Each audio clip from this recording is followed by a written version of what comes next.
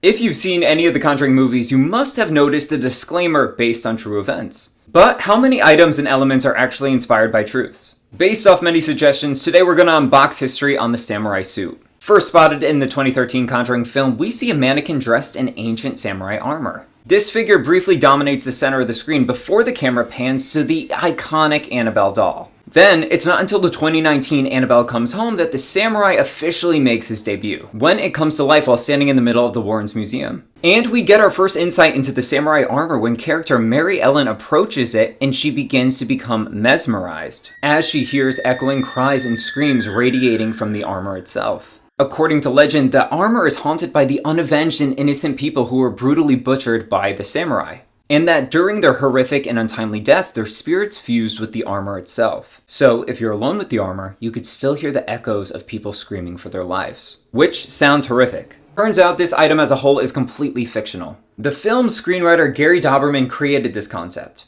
Turns out he and James Wan have discussed ideas about making this into its own slasher film. Now this brings us to, is there another item featured in any of the Conjuring trilogy that you'd like to know? Is it fact or is it fiction? If you enjoy these kind of creepy videos, please follow along on here, but then also subscribe to my YouTube channel for longer horrific history videos. Not just focused on paranormal, but also on true crime, and also all things unusual.